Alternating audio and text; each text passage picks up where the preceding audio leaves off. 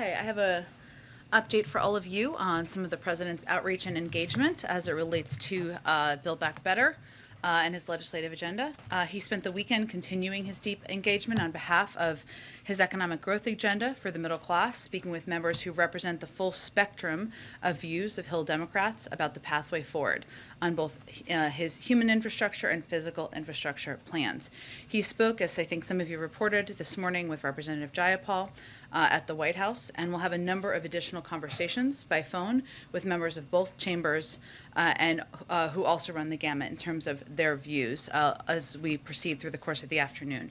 Tomorrow, he will host two different meetings with House members here at the White House, one with moderates and one with progressive members. We're encouraged by the accelerated pace of talks and are eager to get this done to meet the urgent needs of families who have been contending with high costs, outdated physical infrastructure, the increasingly devastating threat of climate change, and a tax system that gives special treatment to the rich and corporations at the expense of middle-class families, no matter how hard they work. As you also saw, we also announced this morning that on Wednesday, the president will travel to Scranton, Pennsylvania, going back home, some might say, to continue to rally support for his bipartisan infrastructure deal and Build Back Better agenda. There continues to be strong, broad agreement in Congress and among Americans of all stripes, political stripes, about the values at the core of the president's agenda, ensuring our economy works for the middle class, not just those at the top. Alex, why don't you kick us off? Two foreign and one on nominations. To start, can you update us on the status of the U.S. and Canadian missionaries that were kidnapped in Haiti over the weekend? What's been the U.S. involvement in tracking them down? Has the president been briefed on this? And is there any update on sort of their status? Sure. The president has been briefed and is receiving regular updates on what the State Department and the FBI are doing to bring these individuals home safely. The FBI is part of a coordinated U.S. government effort to get the U.S. citizens involved to safety. Due to operational considerations, we're not going to go into too much detail on that, but can confirm their engagement.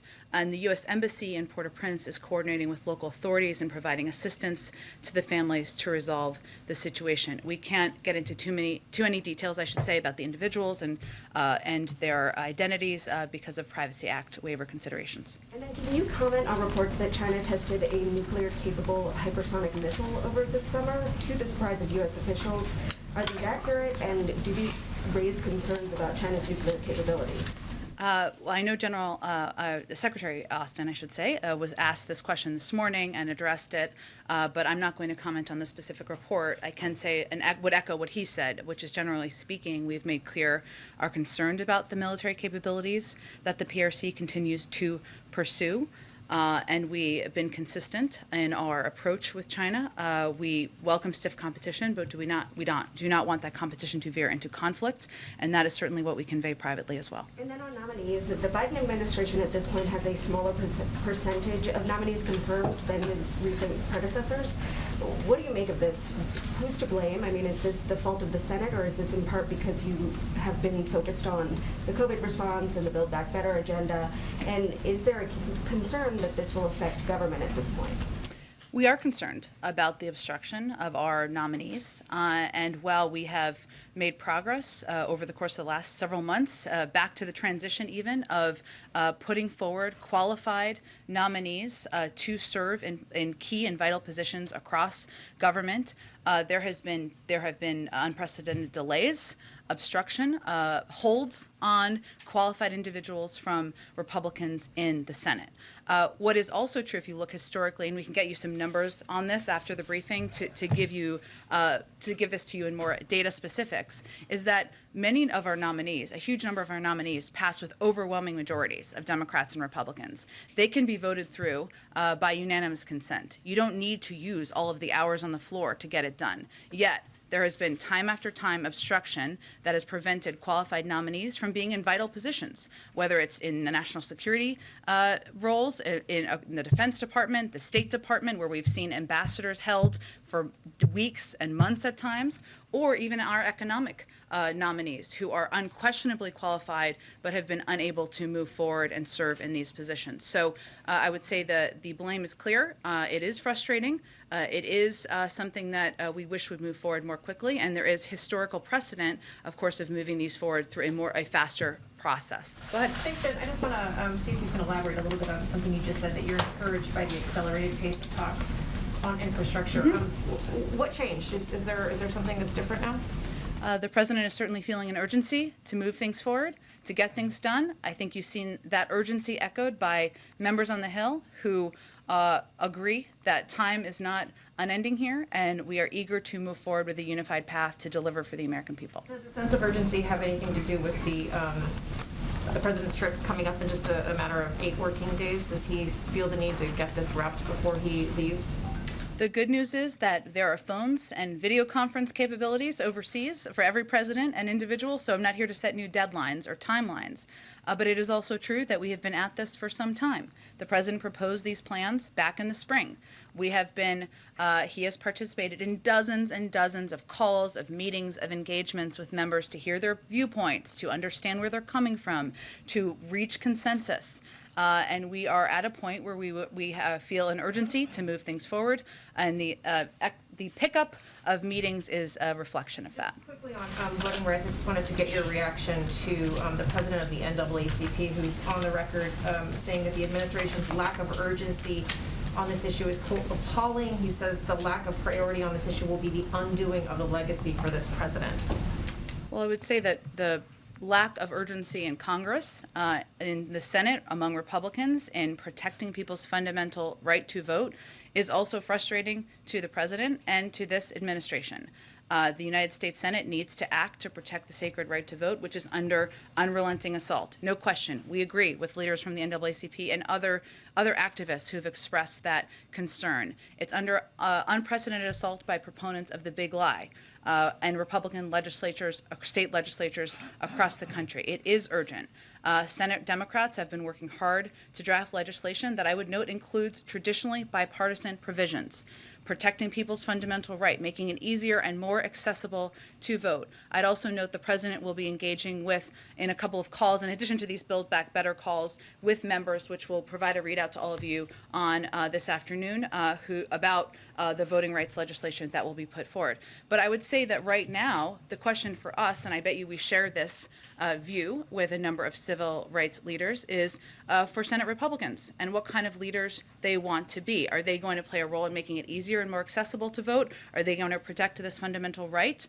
Or are they going to continue to be obstreperous, to use a word the president has used in the past, and put Democrats in a position where there is no alternative but to find another path forward? So it's really up to them. These are bipartisan proposals that have had bipartisan support. We're talking about people's fundamental rights. Go ahead. Does the president feel the need to mediate the current war of words between Senators Manchin and Sanders we've seen play out? To mediate the war of words, I would say the president has been in touch with both senators, not to mediate words, but to better understand the path forward and what are priorities to each of them. And he will continue to play that role. And then 2 quick ones on policy. Senator Manchin has been pretty clear about his position or opposition to a clean energy standard for a while now publicly. Presumably that's given your team time to try and figure out workarounds to that. Does the president still believe he can meet his emissions goals if a clean energy standard or CEPP is not in his final proposal? Well, President Biden has been clear about what he supports. 100% clean power by 2035 is a goal he committed to over a year ago. As you all know, that's why I think you're asking about it, and he remains committed to it. The good news is there are a range of good ideas and proposals out there from members of Congress about how this legislation can help meet that goal.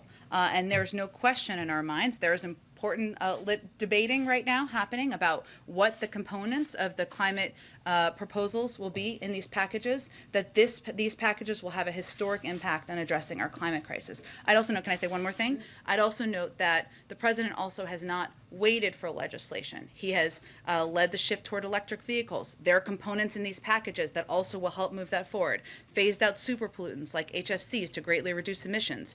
Made across government investments in clean energy like offshore wind and solar. Made historic commitments to use every lever at his disposal to advance environmental justice and spur economic opportunity. So it is absolutely pivotal that these pieces of legislation have climate components, and they will, to address the climate crisis, but he has also not not waited for that. He's also taken actions of his own accord. And then one more, one of the critical pay-fors in the package is tax enforcement. And I know you've discussed this a couple times the last couple of weeks, but given the scale of the ramp-up we've seen from the banking industry and opposition to the proposal you've laid out, what's the sense from the White House in terms of the pushback against that, or if they're concerned about the future of that proposal? Well, it should not be lost on anyone that the loudest opposition to these proposals and the biggest ad spending against them is from the biggest banks who simply do not want to be bothered by additional reporting on inflows and outflows. That should not be lost. We can certainly get you the numbers, or it's publicly available out there on how much money is being spent and how vocal this opposition is. I would note that the top 1% is responsible for $163 billion a year in owed but unpaid taxes. So this proposal we're talking about is about preventing high-income individuals who are not typical wage earners, meaning they don't get paid through standard payroll, W-2s.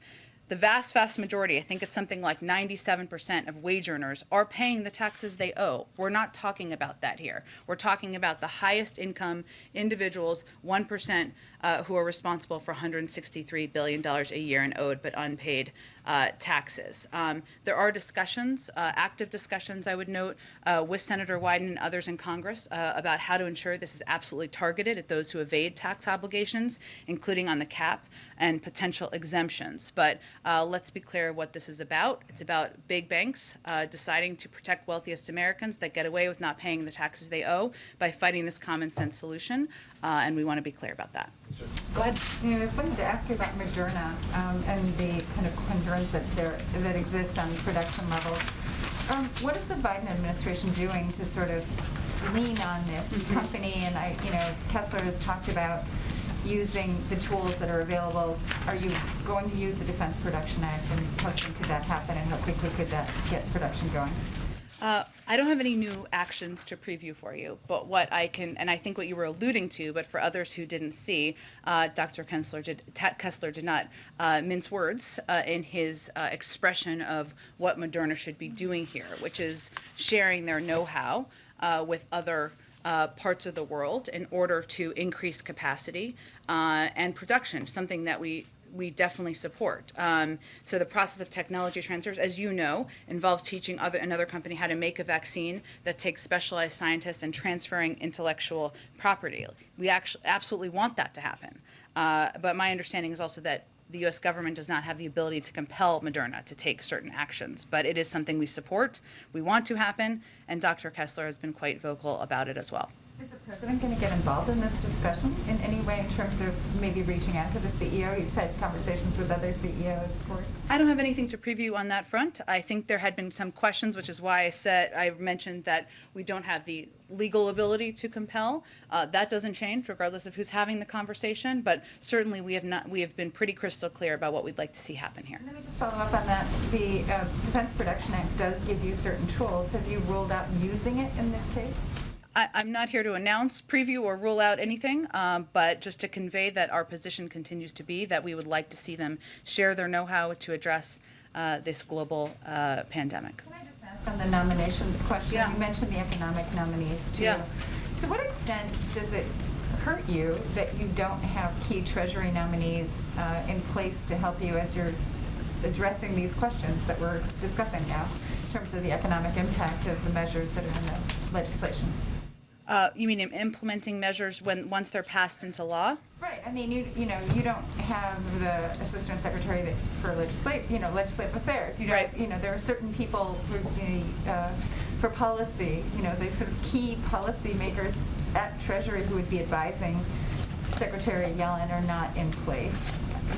Does it hurt you in your effort to move forward? Well, Andre, I think there's no question first that there are career employees in every agency, including the Department of Treasury, who have vast experience and play vital roles at this moment in time. It is also true that the preference of any president is to have the individuals they've nominated, qualified individuals who have unquestionable credentials serving in these roles. That is the preference. That does make things easier. Then that is what we would like to see moving forward. Go ahead. Thank you, Jen. There is a mask requirement inside D.C. restaurants, yet President Biden and the First Lady were not wearing masks while walking around a D.C. restaurant on Saturday. Why? Well, I think what we were referring to is a photo of them walking out of a restaurant after they had eaten, masked in hand, where they had not yet put them back on yet. So I would say, of course, there are moments when we all don't put masks back on as quickly as we should. But I don't think we should lose the forest through the trees here, and that our objective here is to get more people vaccinated, make sure that that schools and companies around the country can put in place requirements to save more lives and keep people safer, and not overly focus on moments in time that don't reflect overarching policy. It was not just exiting the restaurant, though. He was walking through the restaurant with no mask on. There is a carve out for people under 2 or people who are actively eating or drinking. So I'm just curious why the president was doing this. I think I just addressed it, Peter. Okay. Why did the president break his promise not to enter into any decisions about what cases the Justice Department should bring and not bring? How did he break his promise? Well, he was asked if the DOJ should prosecute people who defied January 6th committee subpoenas, and he did not say, I will let the Justice Department decide. He said, yes. Well, let me reiterate, and I put out a statement also on Friday night on this, where I conveyed clearly that, one, the president continues to believe that January 6th was one of the darkest days in our democracy. He also continues to believe that the Department of Justice has the purview and the independence to make decisions about prosecutions. And that continues to be his view, and that continues to be how he will govern. You say that is his view, but that is not what he said. I just conveyed what his view is, and that is also how he has operated, how he has governed, and how he will continue to govern. And I think that's what's important for people to watch. So then what's changed since last year when he said, I will not do what this president, former President Trump does, and use the Justice Department as my vehicle to insist that something happened? Well, since you give me the opportunity here, former President Trump used his office to incite an insurrection. He put political pressure on senior DOJ officials to propagate lies about the election to the point where they threatened to resign en masse. I think there's hardly a comparison there. But he said, President Biden said, the Justice Department in my administration will be totally independent of me. And he said he would not enter into any decisions about what cases the agency would bring and not bring. How is that not exactly And what he he's has doing? not, and he will not. And criminal prosecutions are their sole purview. Criminal prosecutions are the sole purview of the Department of Justice. That is the president's position. That is what he nominated the Attorney General to operate under. That is exactly what the Attorney General is doing, and those are the actions that people can watch from this administration. As the public reflects on the life of Colin Powell and his public service, people are also now aware that he had a breakthrough case of COVID in addition to cancer and had some vulnerabilities. Because he was fully vaccinated and got COVID that took his life, any concerns about how that will be interpreted publicly, or how does that affect the message from the White House about the importance of vaccinations? Well, as people saw in the statement issued by the president, a very personal statement about his personal relationship, this is obviously a heartbreaking tragedy for the country, and one the president is feeling personally. There are extremely rare cases of deaths or hospitalizations among fully vaccinated individuals. That has been the case even before the death of Colin Powell, especially among older people over a certain age, and people who have underlying health issues or people who are battling other diseases. That has been the case. It is also the case, and this is important for people to know and understand out there who are concerned, that an unvaccinated person has a more than 10 times greater risk of dying from COVID-19 compared to a fully vaccinated person. So there's no question that vaccination, that taking precautions can save lives. It is still true, and this raised that certainly the death of Colin Powell, that underlying health issues, fighting other diseases, is something that can lead to greater risk.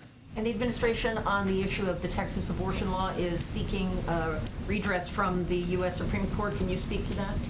Well, as we've spoken to a few times, and including in statements from the president, he continues to believe that Roe v. Wade is the law of the land. He supports efforts to codify Roe v. Wade, and he is going to fight efforts. Obviously, the Department of Justice will be in the lead on that, against efforts to prevent women from having access to fundamental rights that they should have to protect their own health and make decisions about their own health. Go ahead, Risha. Thank you, Jen. Just a couple follow-ups and then a couple Sure. of questions on Haiti.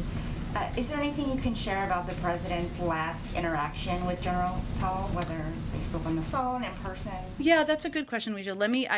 I should have asked that question. I haven't, so let me see if I can get some more color for all of you on that. Thank you. And then to follow up on what Peter was asking, just to be clear, does the president believe people who defy subpoenas should be criminally prosecuted or not? It's up to the purview of the Department of Justice to make that decision.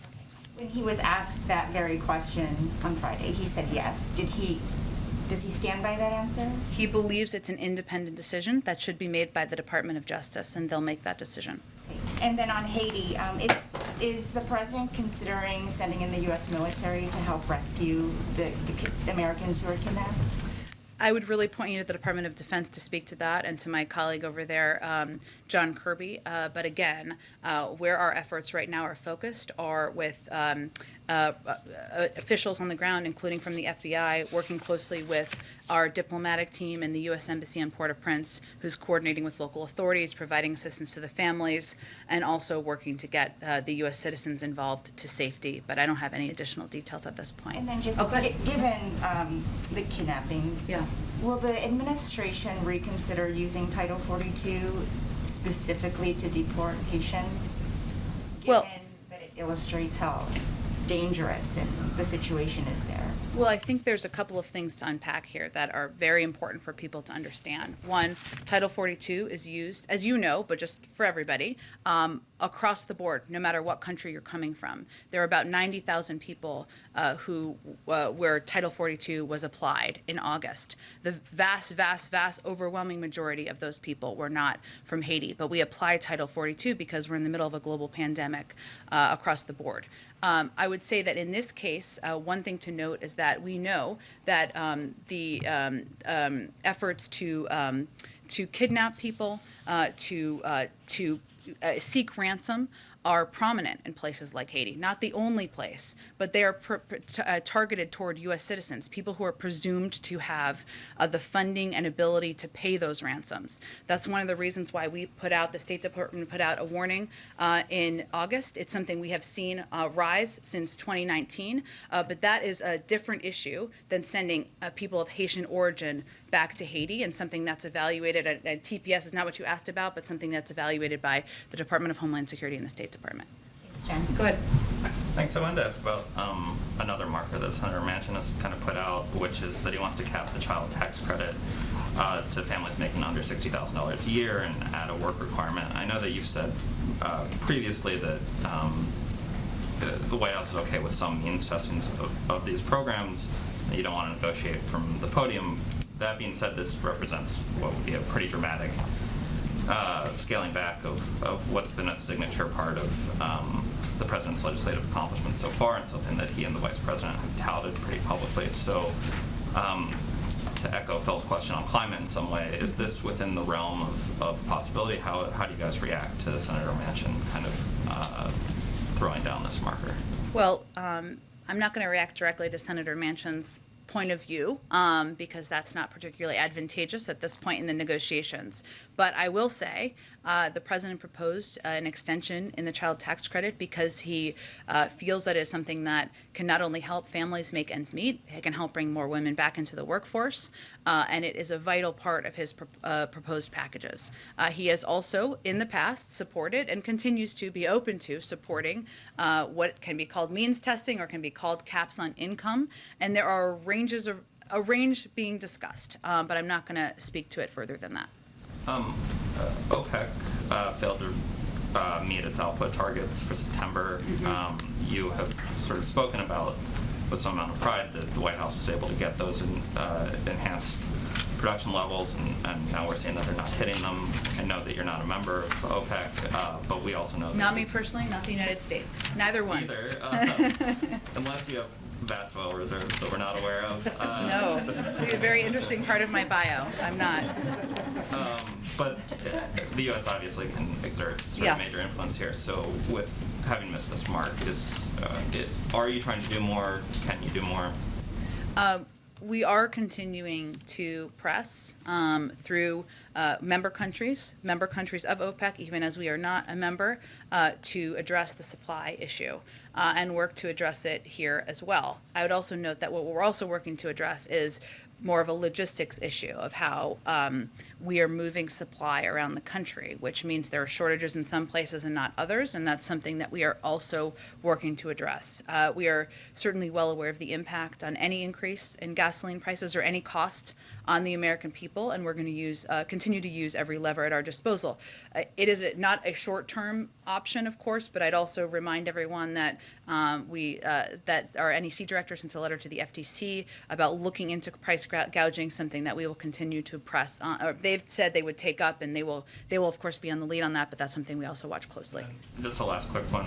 Could you kind of flesh out the thinking behind the president's travel schedule? I mean, not to dismiss the great state of Connecticut or even Scranton, a place that obviously holds some nostalgic value for the president, but it's been pretty clear that the sticking points at this point are West Virginia and Arizona. We saw play out with Bernie Sanders that Joe Manchin doesn't necessarily like people coming into West Virginia and telling them what they think they should do, but why hasn't the president focused more of his attention on those states, particularly with his travels? He tries to make the case for his agenda. Well, as you've watched the president's travel, what he's trying to do, we are in a national media environment, I would say. We do have a press pool made up of many of you who come with us to Connecticut or Pennsylvania who can raise and elevate the issues that the president is talking about and why they're of importance to the American people, and raise questions, of course, as you want to raise them. So the president had planned, of course, to go to recognize the incredible service of his longtime friend, former Senator Chris Dodd, and the opening of a center at the University of Connecticut, and also felt it was an opportunity to elevate the issue of childcare and the issue of the shortage of childcare centers, the cost of childcare. And that's something, yes, it applies to people in Connecticut where people are paying 25% of their income on childcare, a much higher percentage than people should be paying. But that is something that parents and communities can relate to across the country, whether or not it's a swing state or whether or not it's a state where votes are questioned. And Pennsylvania is certainly a state, as you know, close to the president's heart, but one where he has the opportunity to elevate some components of his Build Back Better agenda, of the infrastructure package, to explain to the public why these are important issues he's fighting for. So I think it's all through the prism of what's most constructive, but we recognize people like what's in there, they don't know what's in there, and he's going to be out there doing more of it. Go ahead. Sort of a broad thematic question. You've spoken of the urgency the president feels toward his Build Back Better agenda and voting rights. People in the country who believe that the administration is not strongly enough pushing for immigration reform. Mm-hmm. What's this White House's message to those people who are now directing their criticism toward the president directly and saying he's responsible for the fact that 9 months in, we haven't seen action on these matters? And how does the president internalize that criticism? Does he feel it's misdirected toward him? Well, look, the president knows that when you're president of the United States and you're sitting behind sitting in the Oval Office, behind the Resolute desk or whatever desk you choose, that the buck stops with you. He also knows, having served 36 years in the Senate, that you need partnership in Congress to get bills passed. And that's the only way to make permanent change happen. So while he has taken action, executive actions, in a lot of these areas to put in place positive change, whether it's voting rights, whether it's doing more to have a more humane immigration system, in order to have fundamental change that is going to make people's lives better, that is going to fix broken systems, you need Congress to act. That's how our system is set up historically. We've seen on immigration, of course, 2 attempts to move things through the parliamentarian. The president's support in legislation has supported those efforts, and he's going to continue to work with Congress to get that done. And on voting rights, again, I'd reiterate what I said a few minutes ago. You know, the president is going to be engaged with Democrats and a range of members about the vote that's happening this week. It is something he believes it's a fundamental right, and his view is this question is really now on Republicans and what role they're going to play in history. And that's what he would tell people. I guess my question is, does he feel that the criticism of him is unfair? I don't think he has the luxury of analyzing the fairness or unfairness of criticism. Go ahead. Thanks. I know that we mentioned climate earlier, talked about climate earlier. I was wondering, though, when it comes to the clean energy performance plan, if that is not in the Build Back Better plan reconciliation bill, if that is not in there, how can the U.S. meet the climate goals that the president has set out? Well, I'm not going to speculate what's in or out as the negotiations are continuing. What I alluded to earlier is the fact that there are a range of climate ideas and proposals that are out there, both from what the president has proposed and also other ideas proposed by members of Congress, Democrats in Congress, about how to help address the climate crisis. And there's no question that whatever lands in the bill, it will be a historic have a historic impact on addressing the climate crisis. But I also touched on a number of the steps that he's taken through his own executive actions and leadership to address the climate crisis. And we remain confident about our ability to meet the goal. And I guess, so this White House feels like, and I understand you can't say what's in or out of the bill, but you feel like you can meet your climate goals without a clean energy plan for power. You feel like that is possible. And can you explain how that would be done? Again, there's a range of proposals out there. As these proposals move forward, we'll continue to have a discussion about this. But we are confident that these packages will have an enormous impact on addressing the climate crisis. There are a range of ideas out there that have a great deal of support in Congress to do exactly that. And there are also a range, but I'm not going to outline those from here while these negotiations are ongoing. But we remain confident in our ability to reach our goal.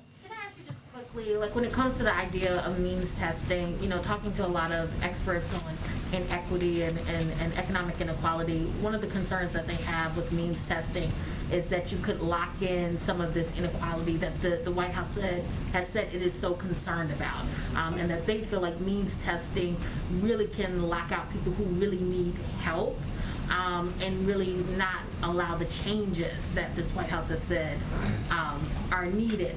How does the White House respond to that when people say that means testing is not the way to deal with these type of economic inequalities and inequities? Well, means testing, I think, always has a bad connotation. And what we're really talking about here is a cap on income. So we're talking about targeting and focusing the president's proposals in some areas on people who need help the most under a certain income, and not providing this aid, assistance, whatever it may be, to people who are in higher income brackets who may not need that assistance. So it is actually about protecting, saving, ensuring that assistance and that tax cuts and that a little bit more breathing room is given to the people who need it and not the people who need it less. But does that put more administrative burden on how these programs are implemented when you do means testing? I'm not sure what you mean by that. Administrative burden in that On you have whom? to prove, people have to prove that they don't make money or that they don't make enough money or they have to prove that they're working, etc. So that puts a burden on those people who have to make those. Well, but we're talking about people filing taxes, and it's based on what their income is typically. That's something they would already do, and they would benefit from a range of programs, as they already have since the president took office, whether it's the child tax credit, earned income tax credit, other proposals that we're talking about targeting it at the people who need help the most, not additional proof, but targeting it at certain income levels. Go ahead. Thank you, Jen. Just two quick questions. The first, you had alluded a minute ago to the press pool traveling with the president to Connecticut and later this week, Scranton. In a week and a half, he's going to the Vatican. And I wonder if the White House can commit to that meeting with the Pope, which is a historic meeting, being public, or that the press pool will have access to that. Well, I would first say that when we visit another country, often it is the conditions or the of what that country or what that entity proposes, and we always work for more access. We always fight for more access as we travel around the world, as you know. In terms of the specific press access for the Vatican, I don't have any updates for you on that. And secondly, there's been a couple questions from my colleagues about Senator Manchin and markers that he has laid down, which he's done publicly. Senator Sinema, who's also a crucial person in this dialogue, has done... All members are crucial, I think they'd argue. She's done a little bit less of that publicly. There's been some consternation as to what her wishes and demands are in this. Does the White House have a good understanding of that? And if so, is it sharing that with congressional Democrats? There are a range of conversations happening behind the scenes. I'll let these senators outline their proposals, what they support and don't support themselves. But on the White House side, do you guys know what she's wanting to be in or out of the bill? Again, we'll let them all speak for themselves. I'm not going to confirm or give more details from here on their positions. So DHS announced that they're bolstering their intelligence to better gather, information and to monitor and predict migrants coming from South America and Central America. Why is this happening now, and why wasn't it in place already? So, I'm not actually sure what you're referring to. I'd have to dig into it further. Is it a specific program or? Yeah, so NBC News reported earlier today that, they're building an intelligence gathering sort of cell, which DHS has confirmed to me as well that they're doing, to help better monitor and predict migrants that are coming that could, help DHS get resources to the border if they see migrants coming, could also help with messaging to combat whatever messaging that is happening in that country. I guess, what kind of spurred that, and what are the goals for that? I think the Department of Homeland Security would really have all the details on this. I'm happy to check with them or connect you with the right person over there for more details, but it's really under their purview. And one question, I guess, with this kind of bolstering of intelligence, especially, in South America where we saw many of the Haitian migrants coming from, I guess, how does this affect, the White House, the Biden administration's goal to address root causes, which has been mostly focused in Central America? Well, let me get more details on this exact program, and we can talk more about it tomorrow or offline or what have you, and I can connect you to someone at DHS too. Go ahead, Karen. Thanks, Jen. The president was asked Friday night by ABC if he supported term limits for the Supreme Court, and he said no. He has said that before. He talked about that during the campaign season. But that appears to be the area in that draft report, the materials last week, that has, agreement, bipartisan agreement. Why is he ruling that out now before getting the final report in a couple weeks? As you know, he hasn't reviewed the final report, which again is an assessment. It's not recommendations. Obviously, you all have seen the draft out there, and there was a public meeting on Friday to discuss. So I think it's more reflection that his position hasn't changed. He hasn't reviewed the report yet, and I'm sure when he does, we'll have more to say. Publicly now that he doesn't support, he said just no, one word answer, that he doesn't support the proposal that does have the most widespread and bipartisan support as stated by that committee. Is the takeaway now that any changes to the court are not likely to happen? I think the takeaway should be he hasn't reviewed the report or the assessment from the Supreme Court committee, and that is consistent with what his position has been in the past. But thank you, Jen. Does the White House have any reaction to report of 2 airstrikes today on Tigray, northern Ethiopia? And also, last week, the president received the first African leader at the White House, the president of Kenya, Uhuru Kenyatta. What were the major achievements, and who is the next African leader to visit the White House? Well, I know the president enjoyed his meeting with President Kenyatta.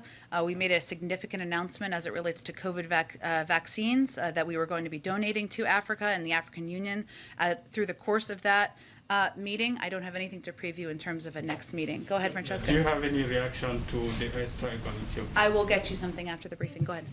For you. Sure. So another comment the president made on Friday was that he was convinced that the spending legislation was going to get done, but they're not going to get the 3.5 trillion. We'll get less than that, but we're going to get it. And then he said, and we're going to come back and get the rest, end quote. What did he mean by we're going to come back and get the rest? Does he mean another reconciliation bill next year? What did he mean by that? He wasn't giving predicting a legislative vehicle. I think what he was conveying is we all know this is less than 3.5.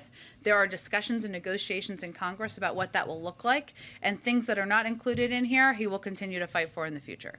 Okay, and you mentioned a bunch of meetings that the president is having, virtual or calls. We saw him go up to Capitol Hill. Has he given any consideration to Terry McAuliffe's recommendation that he just sit all the leading lawmakers in a room and say you can't leave until you get a deal done? The president's been doing this a while, 36 years in the Senate, with all due respect for the recommendations of anyone outside, and he's going to continue to work with Democratic leadership about having the kinds of meetings and engagements that will help move this across the finish line. On his schedule, do you expect that he will campaign in Virginia for Terry McAuliffe before he leaves for Europe this month? I don't have any scheduling updates today. Go ahead. Two questions. Your administration has said multiple times that its commitment to Taiwan is rock solid. So, given this rock solid commitment, what is the president's stance on letting the Taiwan mission here officially change its name to the Taiwan Representative Office? I would point you to the State Department. Rahm Emanuel's confirmation hearing to be the next U.S. Ambassador to Japan is Wednesday. If confirmed, what is the president hoping that Rahm Emanuel will bring to the table when it comes to strengthening U.S.-Japan ties? I think he's hoping that he will bring his commitment to public service and broad experience in policymaking to have a strong position in Japan from the United States. Go ahead. Thanks, Jen. You were asked earlier in the briefing about whether this urgency to get to a deal was driven by the president's travel schedule. I want to go at it from a different way. Sure. Because there is sort of at least one real deadline on October 31st as it relates to the surface transportation bill. That's been a sort of informal marker for leadership. Can you rule out that the president would cancel or postpone the trip if it's necessary to have, if there are votes scheduled around that time in order to work the vote? I think you can all fully plan for the president to be traveling to Rome and Glasgow on his scheduled trip. Has he given any direction to congressional leadership, because he would want to be presumably here for a vote, to schedule any votes accordingly to try to get it done before his departure or to wait until afterward? There are a range of ways to sign legislation into law, even if the president is not here. Thank you, Jen. Thanks, everyone. Thank you.